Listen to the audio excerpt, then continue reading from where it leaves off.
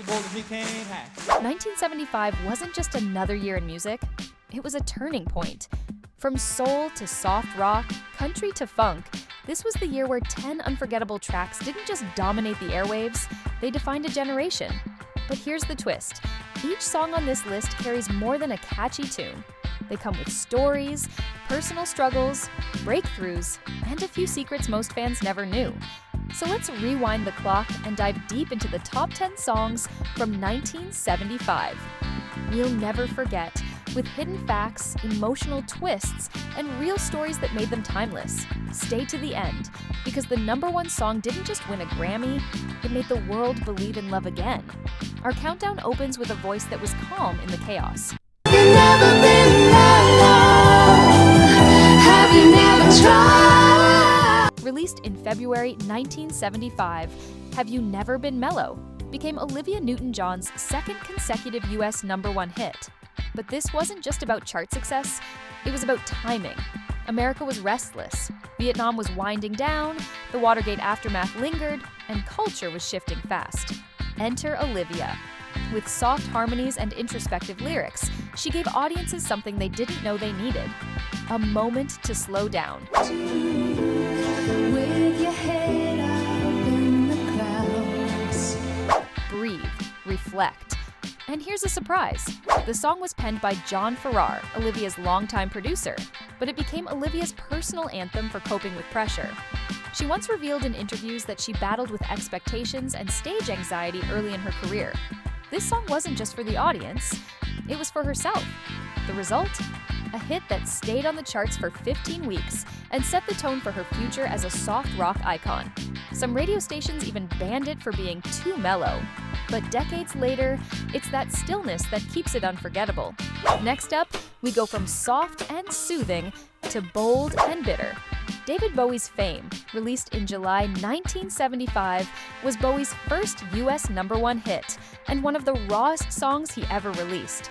But did you know the song started from a jam session with John Lennon and Carlos Alomar?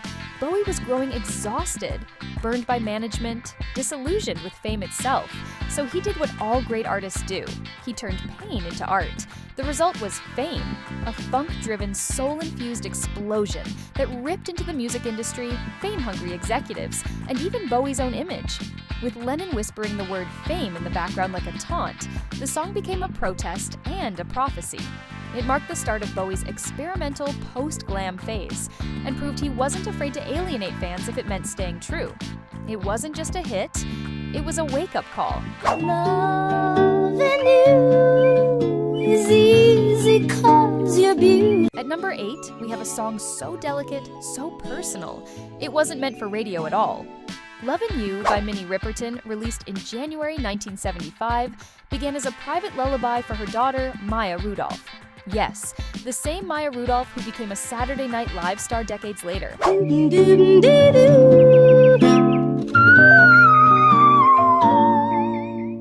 Minnie and her husband Richard Rudolph wrote it at home. The birds you hear, they're real. They played the recording in their house, windows open. But when producers heard Minnie's glass-shattering high notes, she had a 5-octave range, they knew they had something rare. The song soared to #1 on Billboard, and Minnie became one of the few black women to top the charts with a song that had no drums. Here's the heartbreaking twist. Minnie was already battling breast cancer. She passed in 1979 at just 31 years old. Lovin' You wasn't just a song, it was a farewell. When she whispers, Maya, at the end, that wasn't a lyric, it was a mother's final gift. Well, out on the farm, kinda laid back, ain't much an old country boy that he can't. Our number 7 pick isn't just cheerful, it's rebellious in disguise. Thank God I'm a Country Boy by John Denver dropped in April 1975. And unlike most singles, it was recorded live. Why does that matter? Because the energy was real. No retakes, no polish. Just Denver, a banjo, and an audience that couldn't stop clapping. At the time, Denver was being mocked by some critics as too wholesome, but this track flipped the script. It hit #1 on the Hot 100 and country charts, proving that authenticity sells. The lyrics, about simple joys and country values, resonated with Americans who felt left behind in the big city boom. Denver didn't just make them feel seen, he made them sing. Life ain't nothing but a funny, funny riddle. Thank God I'm a country country boy. But I got a few of my own. With One of These Nights, released in May 1975, the Eagles took a darker turn. This was no breezy California love song. It was brooding, sensual, and complex. The band blended rock, soul, and disco influences, pushing their signature sound into new territory. It became their first Billboard #1, but it also marked rising tension inside the group. Behind the scenes, things were messy, clashing egos, growing drug use, and conflicting creative visions. This track captured all of it. And that haunting falsetto from Randy Meisner, it became one of the most iconic vocal performances in the Eagles' history. One of These Nights wasn't just about longing, it was about what's lurking in the dark. Oh, no, listen. When you wish upon a star, hey. Released in April 1975, Shining Star didn't just top the charts, it lit up an entire generation. Earth, Wind and Fire blended funk, soul, and rock, but it was their message that hit hardest. You are limitless, you are powerful, you are a shining star. Maurice White, the band's founder, grew up in the segregated South. He built the band as a spiritual, energetic force for change. Shining Star won a Grammy for Best R&B Group Performance and became a go-to anthem at school graduations, sporting events, and moments of personal victory.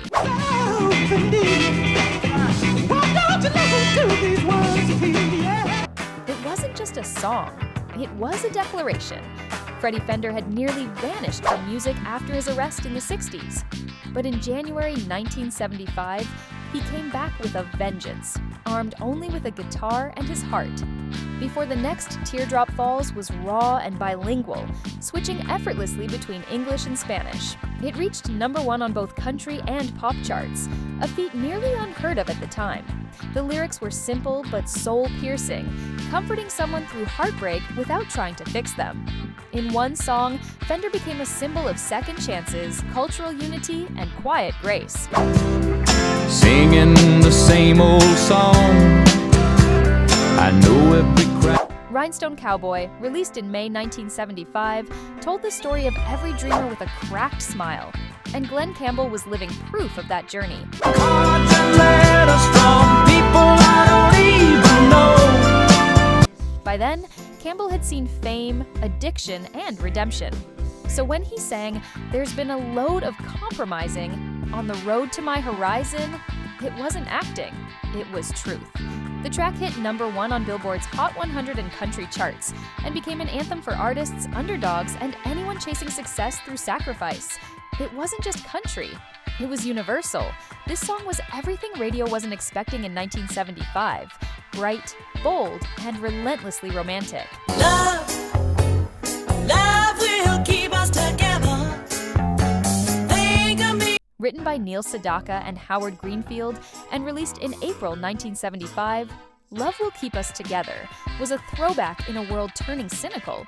And yet, it dominated, holding #1 for 4 straight weeks and winning the Grammy for Record of the Year. Tony Tennille's voice carried power, while Daryl Dragon's keyboards added flair. They were a couple in real life. They performed like soulmates. But in a cruel twist, they would divorce decades later. The song, though, it still plays, and it still makes people believe.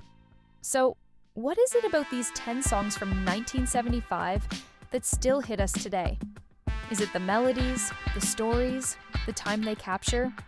It's all of that, and more. These weren't just tunes, they were testimonies about fame, about dreams, about heartbreak, love, and rising when life tries to break you. They didn't just climb the charts, they climbed into our lives. So now it's your turn. Which of these songs still hits you hardest? Drop it in the comments. And if you love diving deep into music's forgotten treasures, hit that like, subscribe, and join us again on Retro Waves.